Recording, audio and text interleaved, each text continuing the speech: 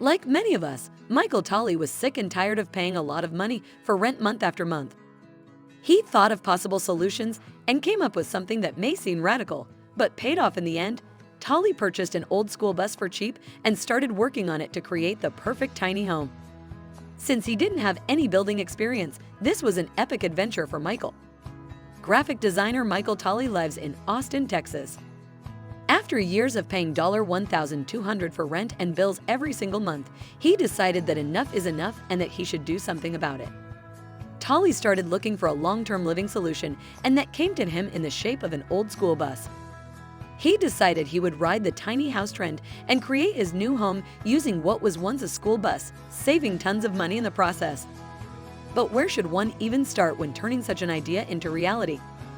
Ultimately, I decided upon a school bus because I thought, hey, there's already 4 walls and a roof, he explained. He initially thought that he would easily turn the bus into his home by putting up some wood and installing light bulbs, but it turned out to be more complicated than that. If he had known the exact scope of this project, he probably wouldn't have started it. But at that point, he had yet to understand this.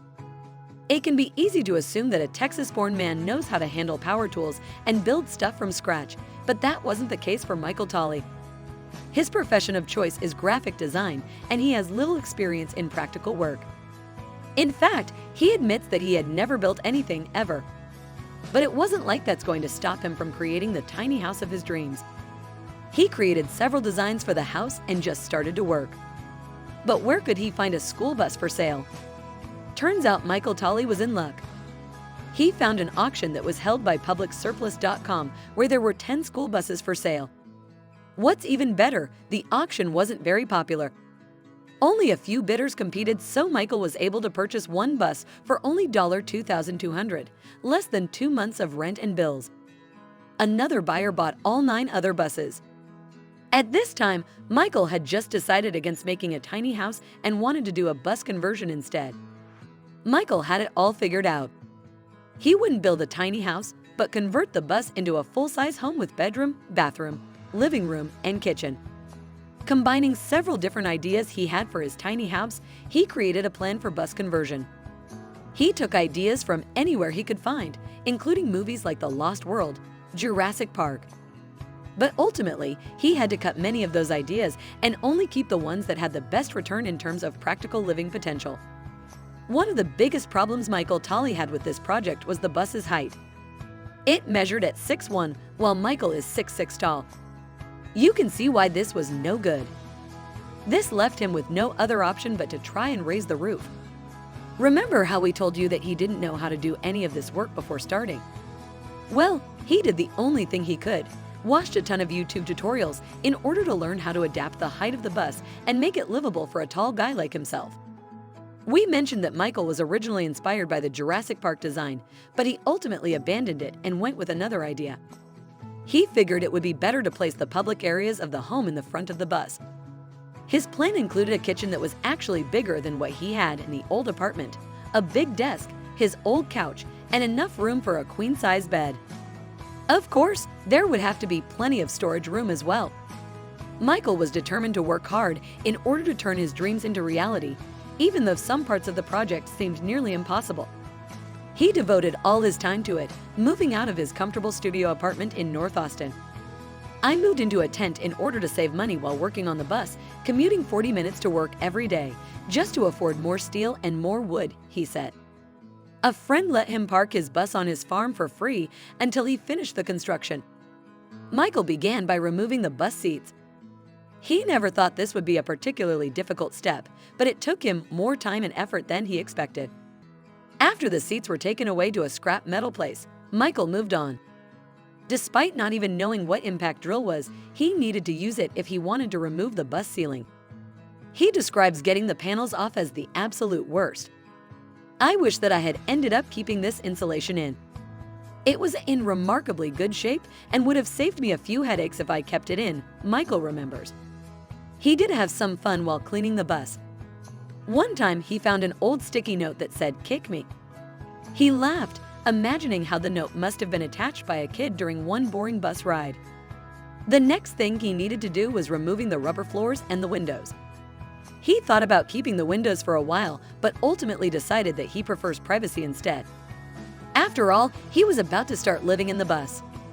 After he was done deconstructing the ceilings and floors, Michael started preparing the bus for raising the roof. He wanted to achieve a height that would allow him to stand comfortably. As soon as I stepped onto the bus for the first time, I knew me being 6'6" was going to be a huge problem, he said. The ceiling is only 6'1", so I was going to have to do some major work to get this thing comfortable for my abnormally large body. Michael got sick and tired of all the raise the roof jokes people used to make as he was working on this part of the project. Yes, he has raised the roof, and it was now time to install the new metal ribs that will hold the new roof. At this point, Michael had only one thing in mind. He prayed that everything wouldn't collapse on him. He carefully cut the sides of the bus and finally cut the whole bus in half. Michael had friends help him raise the roof for another 20 inches. In order to do this, they needed to cut it in half in 2 places. We believe him when he says that it was absolutely nerve-wracking to destroy the bus like that. They then used screw jacks to raise the roof and had to alter the original plans because Michael wanted it to be 24 inches higher than it originally was, but he had plenty more work to do. I cut a section out of one of the steel ribs and took it to a metal fabricator, Michael said. I had him craft 25 identical steel sleeves that could slip over either end of the rib once the roof was raised. This was the moment when the whole project finally started to come together. After the new roof was done, it was time to put some walls on the bus. Michael Talley opted for metal panels that would close the middle section of the bus that once had windows. Talley never thought a moment would come when he would install an oven in a bus, but that was exactly what he was doing next.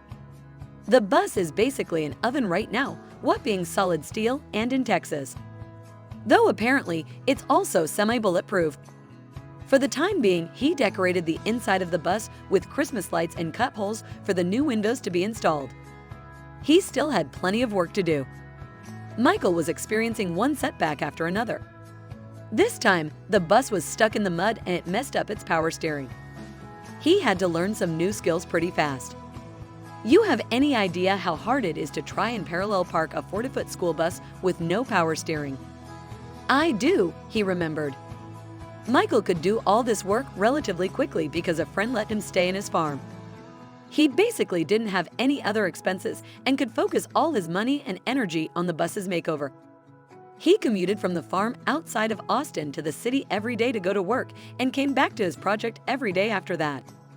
It's a good thing he could enjoy the farm life during that time because the experience would probably be different in the city. With the walls and the roof done, it was time for Michael to start working on the interior of his future tiny home. He built a wooden couch frame and moved on to make the kitchen. He bought most of the supplies at IKEA for cheap. The cabinets and drawers cost him $30, while the big butcher block countertops set him back $120. The kitchen quickly started to come together, and he realized it would be bigger than the one in his previous apartment. Michael decided to get his energy from solar power. After all, there's plenty of sun in Texas.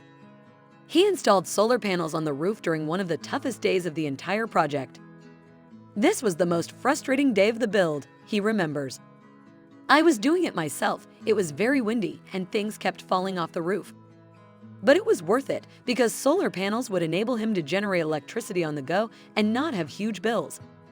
Michael Talley finished the walls and the ceiling with wood. He was in luck. Instead of investing a lot of money in wood, he found a way to repurpose some that he found. Being a graphic designer, Michael definitely needed a proper space to do his work. He was fed up with tiny desks in the past, so he made sure to leave enough space for a comfortable workspace with a massive desk in the middle of it. In his new bathroom, Michael installed a shower and a toilet. For the bathroom door, he used wooden barn door that he restored. But he soon found that he's not using it as much as he anticipated. I can use the bathroom in it, however, I rarely do. I be outside like the good Lord intended, Michael revealed. As for showering and stuff, I built an awesome little outdoor shower, or I shower at the gym. When all the important inside work was done, Michael wanted to paint his bus in something different than the usual school bus theme. White turned out to be the best choice for many reasons. White is best for the heat here in Texas and leaves me open to add colors down the road, Michael said. I also couldn't think of what colors would go with my wood interiors. I park it in South Austin, in someone's shady side yard and pay less than $100 a month in rent and utilities.